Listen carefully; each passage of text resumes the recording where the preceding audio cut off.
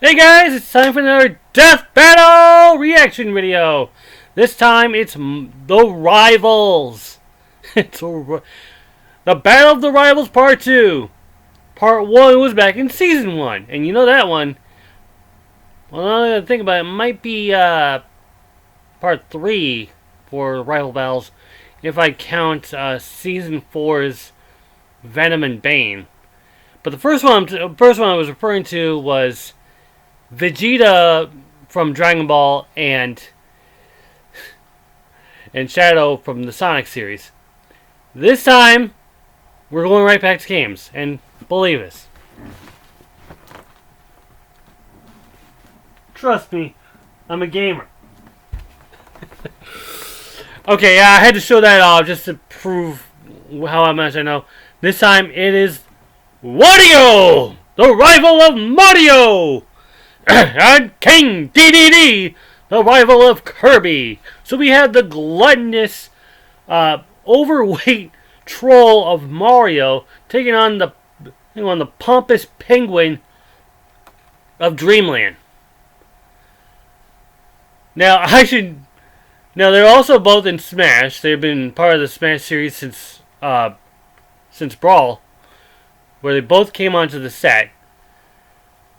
You have the wafting Wario just woo!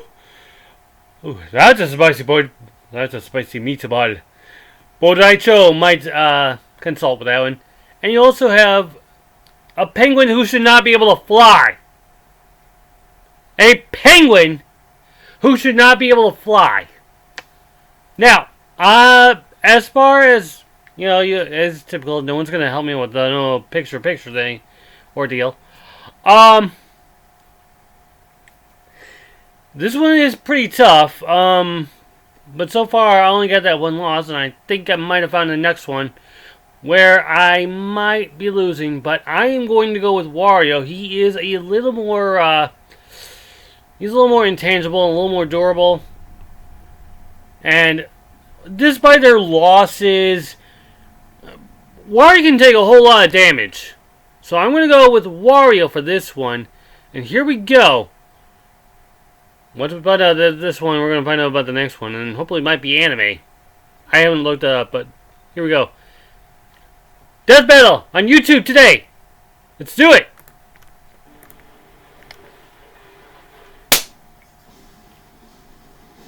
It's a lesson every hero has to learn someday. Just because your enemy is a little on the chubby side doesn't mean he's a pushover.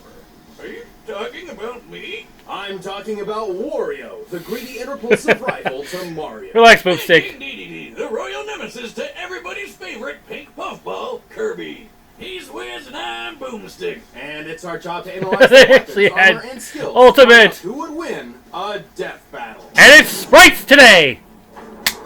Mario is a pretty busy guy. If he's not saving his favorite lady, Princess Peach, he's off saving a whole different princess in a whole Daisy. different land. Until he returned home one day to find his castle under someone else's control.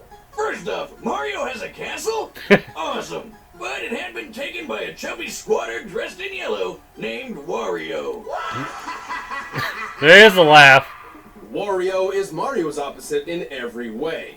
While Mario is kind and heroic, Wario is selfish and mischievous. While Mario is thick with one C, Wario has 2, maybe 3 C's. Let's not. His name and symbol are even inspired by the Japanese word for bad. Warui. You can't get any less subtle than Wario. No kidding. Yeah. But he's not some random 24 chump. years old. Turns out Wario is one of the 7 star children, possessing legendary power, and even grew up with Mario. Wario's grudge against Mario goes way back. While they were children, they played cops and robbers a total of 1,256 times. And despite frequently asking otherwise, Wario only got to be the cop once. 1,255 to Dick 1. Move, baby Mario. Yoshi should have just left you behind in that stupid crying bubble. Whether or not he was accidentally conditioned into villainy, Wario has 2 main goals. Ruin Mario's life, and get as rich as possible through any means necessary. Where's Scrooge? Crime, Scrooge McDuck, where are you? Making video games. He's got the power to rival Mario too. He's super strong and can pass through tons of rock and heavy metal with his shoulder bash attack. If that's not enough, he'll literally chew his opponents up.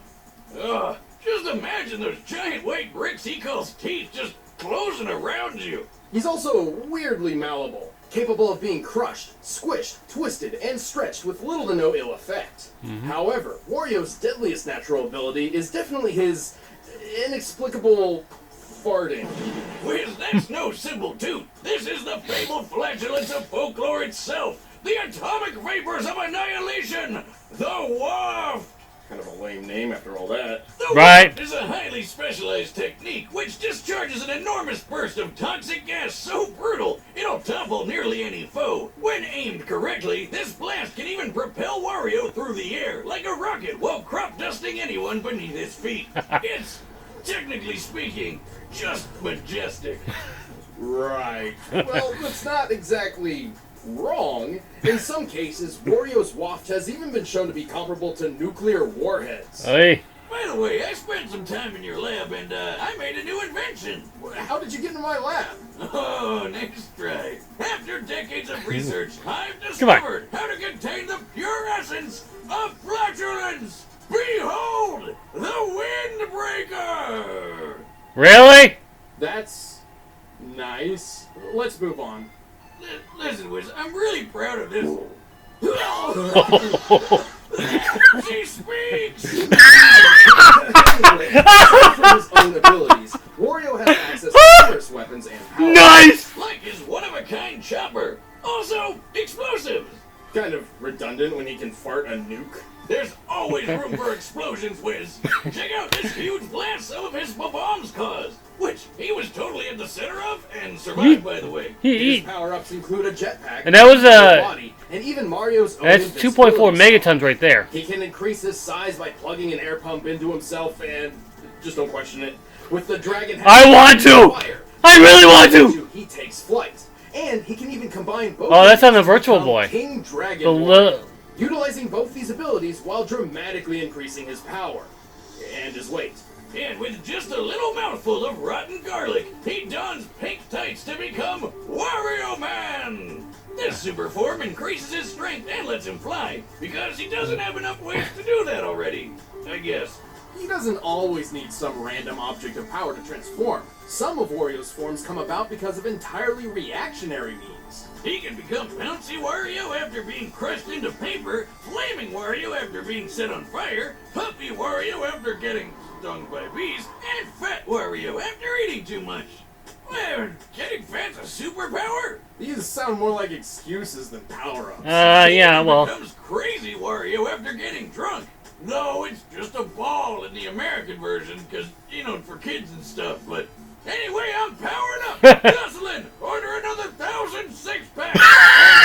To humiliate his red-clad rival and accumulate screws. Makes me wonder how often Wario does get drunk. Or not, I mean, not Like Mario, boomstick. he survived that big explosion in the tennis court, which we figured out is equal to 2.4 megatons of TNT. But Yep. Wario's also survived the Shake King blowing up in his face.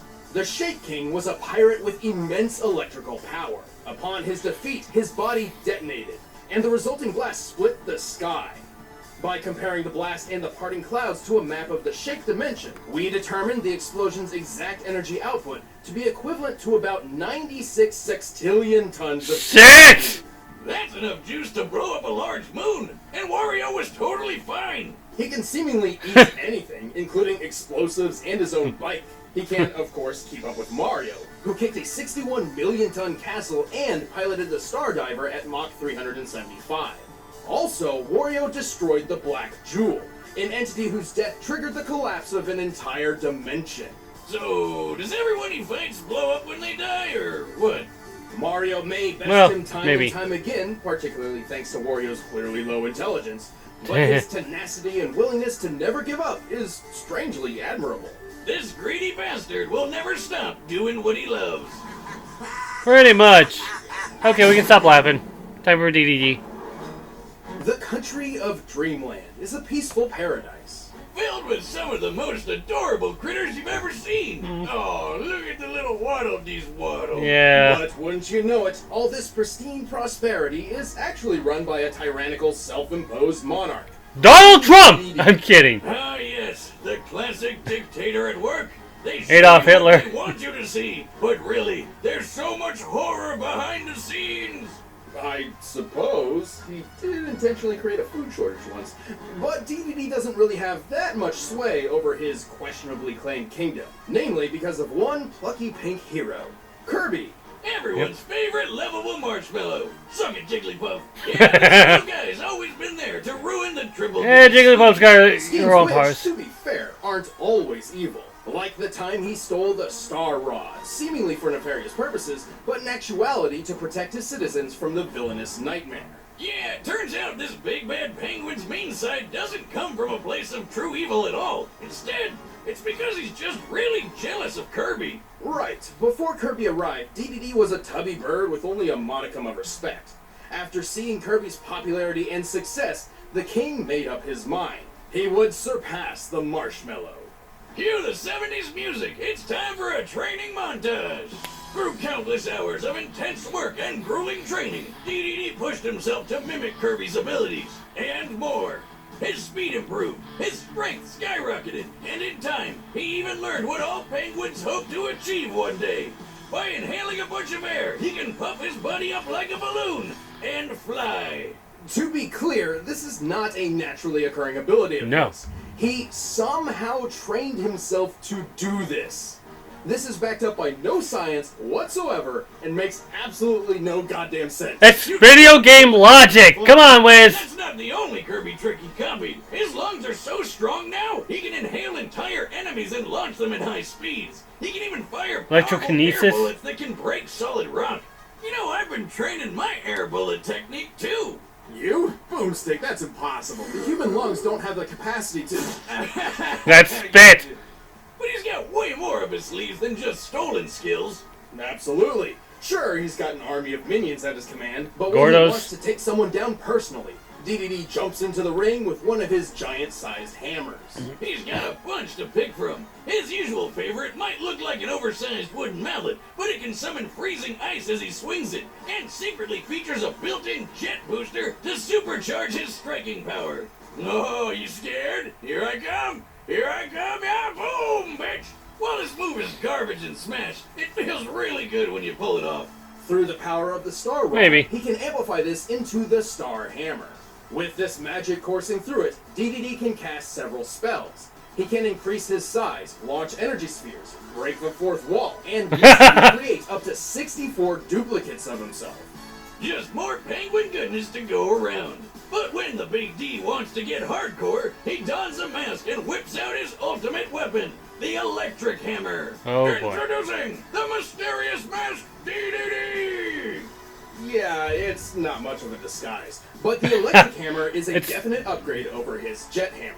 Hell yeah, it's way stronger, can blast electricity, and has a flamethrower. Oh, and also a multi-barreled rocket launcher. Gun sword? Not good enough. Sniper scythe? Forget it. Give me a rocket launcher hammer any day of the week. Gunsor, what is this, And Final remember that Fantasy army VIII? of minions I mentioned before? Well, DDD has a weird habit of actually carrying some of them around with him. Like, I guess, in his pocket? If the rockets aren't enough, No. he can pull out this spiky sea urchin called a Gordo that's heavy enough to send almost anyone flying. The Gordo's one of his greatest tools, but it can also be a real pain in the ass. Interesting that he's so jealous of Kirby's abilities, despite having quite a noteworthy arsenal of his own. Thankfully, he has become much less antagonistic over the years, even directly aiding Kirby in protecting Dreamland from time to time. And while he's not the sharpest bird in the box, he isn't all fluff. He can inhale and spit Kirby out with enough force to break through the planet Popstar's atmosphere. Which means DDD can spit objects up to 33 times the speed of sound. Oof. That's disgusting. Well, that's Yeah, but nothing it's, when you think about how he can match 33, Kirby's that's sheer not strength. 375. This little guy can hit so hard, he destroyed a whole planet. God, calm down, Kirk. Why are you wrecking the place where you live? Planet Popstar is shown to be similar in size to the planet Shiverstar, which strongly resembles a frozen over Earth. To destroy an Earth-sized planet like this, Kirby must have been striking with a force This was of over Kirby vs. Boo back in Season 2. 1,907 tons of TNT. Damn! Who would have thought this adorable pink puffball could pull that off? And get this! Apparently he's only 8 inches tall! He's a planet buster that fits in the palm of your hand! That's He's shown true. even greater feats too. And while Dedede isn't necessarily taking this sort of damage every time Kirby lands a punch, he does fight on equal footing with him. Who keeps making these cute and cuddly characters so freaking deadly? On a similar note, Dedede is also comparable to Meta Knight, who once casually flew from one end of the galaxy to the other in seconds. Now, Dedede's never done such a crazy speed feat like that himself. No. But keeping up with Meta Knight in fights and dodging a meteor around 160,000 Wow. miles per hour certainly proves he's faster than you probably think. Like when he fought the alien Magellan, who ripped apart a dimension with a weird star-shaped black hole, which Dedede survived. This penguin's gotta be doing some kind of performance-enhancing drugs. Oh, Jesus! Though he still holds Star a Allies. grudge, King Dedede has proved his ability countless times, to the detriment, but often benefit, of Dreamland. Perhaps he's earned the title of king after all. Well, he definitely thinks so. There's only one bona-fide ruler of Capital, and that's me, King Dedede! Okay. Wow. I thought the decision was going to be tough before. It's gotten even tougher now. I mean, considering the speed feats and strength feats, 2.4 megatons of TNT the durability, and I'm now a little fixated. It sounds like I'm wanting to stay with Wario on this one, but at the same time, Dedede has proven himself quite worthy of what he is able to do. Some of those power-ups that Dedede can inflict on Wario would actually come back to haunt him. The speed feat, 375 Mach, considering that he keeps up with Mario. It's no question that Wario has the speed advantage. But the strength advantage would go to King Dedede. But at the same time, I don't think it's going to be enough. Wario has survived plenty of stuff, and that walk is going to blow everything out. But I'm going to be sticking with the decision. I'm going to go with Wario on this one. I may be wrong, but let's go to the death battle. We are on. Here we go. Wario and King Dedede, voiced by Masahiro Sakurai. I'm not kidding. There's the gong! It's a cage match!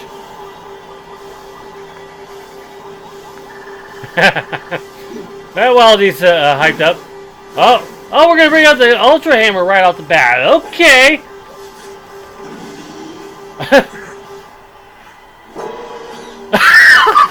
Poor Waldy! Alright. That'll be fine. Oh! Right into the cage. A little shocked. Somehow I want to say that the Wild D's are going to get it on with the Goombas that Mario might bring in. Oh! Oh, right into the wall. Look at the combo! When you see it, when I post it, you'll... Oh. Uh-oh. Wario's on fire! Wario and Fuego! You may laugh now, but... Hot! Ooh. No. Ah, there goes the mask. And Wario Man is no more.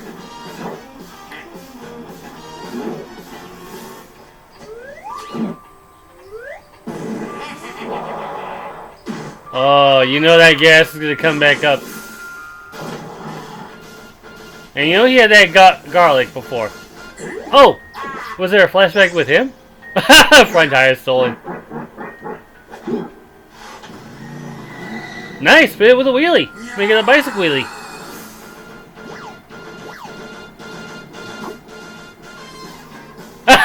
You mean you just figured that out? I know we have two deaths. Oh, wait a minute. Wait a minute. Uh-oh. DDE copies. It's Naruto. Oh! Dragon Wario! Dragon Wario. Look at that. Nothing. Crushed. Flat. But it's nothing. Oh, Wario's bouncing. 2. There's one more. Oh, he brought the bombs.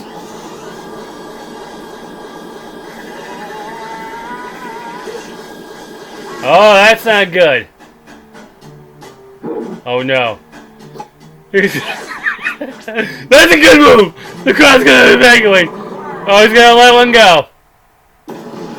Oh! Woo! He let one rip. He just let one rip. Wait. King Dedede's there. Oh, there's Wario. Okay. Okay. Giant Wario! Giant King Dedede! This is just comics. Okay, he's okay. The shoulder charge. He keeps coming with that shoulder charge. I know, it's exhausting. Oh, those giant teeth. They're gonna come right back at you. Here comes Wario in the charge. He's going ass first. Oh no!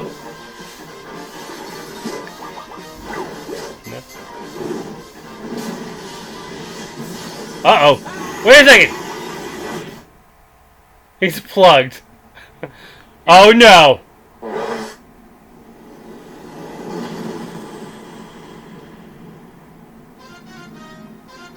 It's Dedede!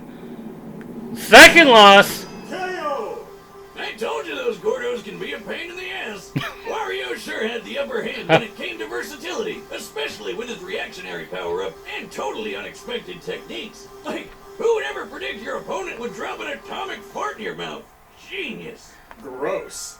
But ultimately, Dedede still had plenty of counter options to use. For example, his hammer's ice properties could halt Wario's many fire attacks. And unlike Wario, Dedede's flight didn't require any specific power-up to control the air. Unfortunately, neither Wario nor Dedede have truly shown their greatest potential speed. Compared to the likes of Mario and Meta Knight, it seems Dedede held the advantage, though admittedly it's impossible to know the exact specifics of that advantage. Yeah, but given how tough these guys were, speed wasn't the biggest factor anyway. What we really had to know was how likely they could even hurt each other. I mean, they've been through some pretty nasty stuff. But guess what? Wario surviving the Shake King exploding doesn't stack up to Dedede getting sucked into a black hole. By examining the event horizon of maximum singularity, the black hole we was... can estimate a range of the black hole's destructive potential. Even the lowest possible option comes out to nearly 86 octillion tons of TNT. That is over 5 times more powerful than the detonating Shake King. And again, that's the lowest option. The black hole's destructive potential is likely even higher than that. Oh boy. So Wario had a hard time landing any meaningful damage because the big bird was just too tough. But if Dedede's anywhere as strong as Kirby is, and he should be given that they fight all the time, then he was making hits that were somewhere close to Earth-sized planet-breaking level. Eesh. Definitely getting the edge over Wario's durability. Yeah. Wario's versatility and tenacity made this an incredibly close bout, but Dedede's strength, durability, and speed were just enough to take the victory. He really took the penguin. The winner is King Dedede. Okay. Props for King Hey, Dedede. thanks for watching this episode. If you want the battle music for yourself, Screw Attack you can do it Sam. by clicking the link below. Maybe I should And if you want some follow more him Death too. Battle, make sure to check out Captain Marvel vs. Shazam over there. Ben Tennyson! And the Green Lantern.